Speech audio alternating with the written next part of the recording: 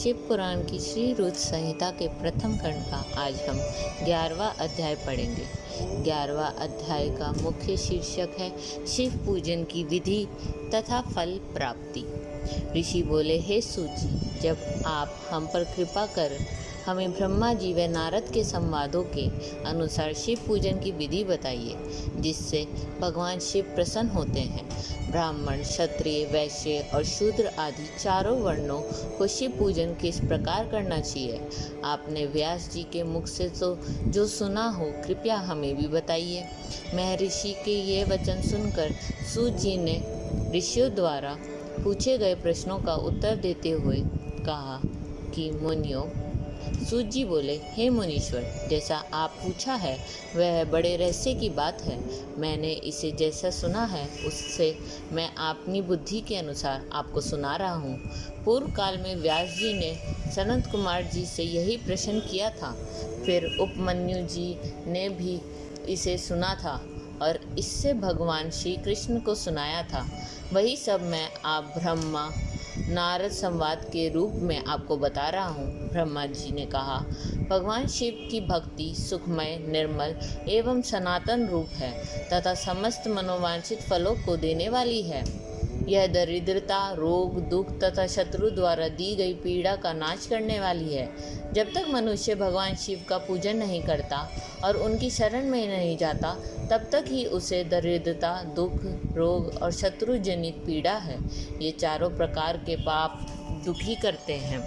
भगवान शिव की पूजा करते ही यह दुख समाप्त हो जाते हैं और अक्षय सुखों की प्राप्ति होती है। वह सभी भोगों को प्राप्त कर अंत में मोक्ष प्राप्त करता है। शिव जी का पूजन करने वालों को धन, संतान और सुख की प्राप्ति होती है। ब्राह्मण, क्षत्रिय, वैश्य और शूद्रों को सभी कामनाओं तथा प्रयोजनों की सिद्धि के लिए विधि अनुसार पूजा उपासना करनी चाहिए।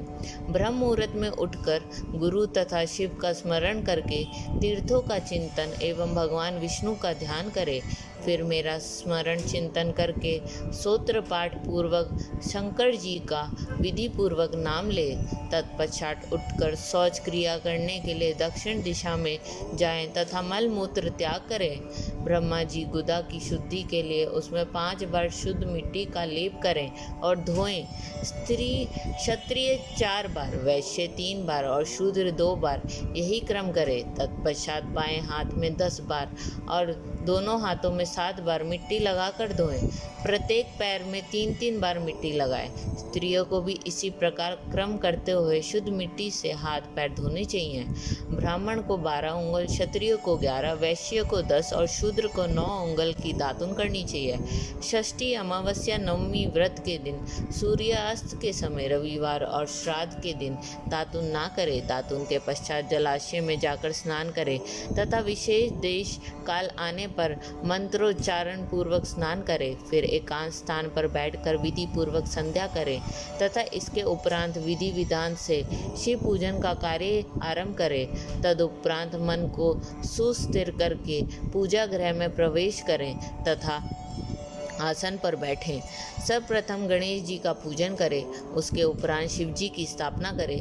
3 बार आचमन कर 3 प्राणायाम करते समय त्रिनेत्रधारी शिव का ध्यान करें। महादेव जी के 5 मुख, 10 भुजाएं, जिनकी स्फटिक के समान उज्ज्वल कांति है, सब प्रकार के आभूषण उनके श्री अंगों में विभूषित करते हैं तथा वे बागंबर बांधे हुए हैं। फिर प्रणव मंत्र अर्थात ओंकार से शिव जी की पूजा आरंभ करें। पाके, हृदय और आचमन के लिए पात्रों को तैयार करें। 9 कलश स्थापित करें तथा उन्हें कुशाओं से ढककर रखें। कुशाओं से जल लेकर ही वो सबका प्रराशन करें। तत्पश्चात सभी कलशों में शीतल जल डालें। खस और चंदन को पाक पात्र में रखें। चमेली के फूल, शीतल चीनी, कपूर, बड़ की जड़ तथा तमाल का चूर्ण बना लें और आचमने के पात्र में डालें। इलायची और चंदन को तो सभी पात्रों में डालें। देवादिदेव महादेव जी के सामने नंदीश्वर का पूजन करें। गंध, धूप तथा दीपों द्वारा भगवान शिव की आराधना आरंभ करें। सगो जात प्रपगामी मंत्र से शिव जी का आह्वान करें। ओम वाम देवाय नमः मंत्र द्वारा भगवान महेश्वर को आसन पर स्थापित करें। फिर ईशान सर्व विद्या नाम मंत्र से आराध्य देव का पूजन करें। पाग और आचमनीय अर्पित कर अर्घ्य दे। तत्पश्चात गंध और चंदन मिले हुए जल से भगवान शिव को विधि पूर्वक स्नान कराए। तत्पश्चात पंचामृत से भगवान शिव को स्नान कराएं।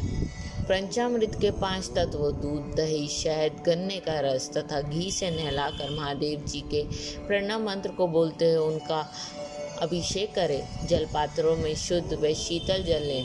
सर्वप्रथम महादेव जी के लिंग पर कुश, अपामार, कपूर, चमेली, चंपा, गुलाब, सफ़ेद कनेर, बेल, कमल और उत्पल पुष्पों एवं चंदन को चढ़ाकर पूजा करें। उन पर अनवरत जल की धारा गिरने की भी व्यवस्था करें। जल से भरे पात्रों से महेश्वर को नहलाएं।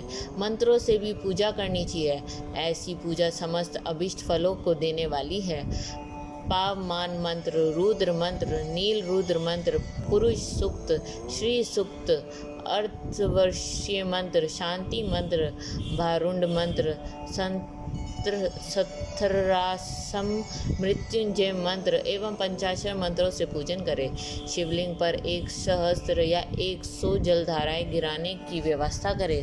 स्फटिक के समान निर्मल, अविनाशी, सर्वलोकम्य परम देव जो आरंभ और अंत से हीन तथा रोगियों की औषधि के समान है, जिन्हें शिव के नाम से पहचाना जाता है एवं जो शिवलिंग के रूप में विख्यात है, उन भगवान शिव के मस्तक पर धूप, दीप, नवेद और तांबुल आदि मंत्रों द्वारा अर्पित करें। अर्घ्य देकर भगवान शिव के चरणों में फूल अर्पित करें।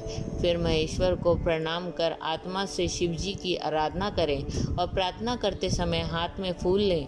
भगवान शिव से क्षमा याचना करते हुए कहे, हे कल्याणकारी शिव, मैंने अनजाने में अथवा जानबूझकर जो जब तब पूजा आदि सत्कर्म किया हो, आपकी कृपा से वह सफल हो।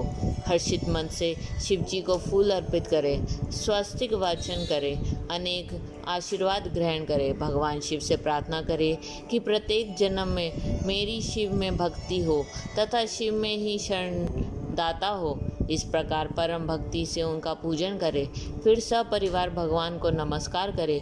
जो मनुष्य भक्ति पूर्वक प्रतिदिन भगवान शिव की पूजा करता है, उसे सब सिद्धियां प्राप्त होती है।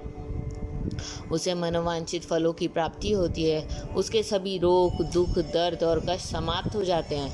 भगवान शिव की कृपा से उपासक का कल्याण होता है।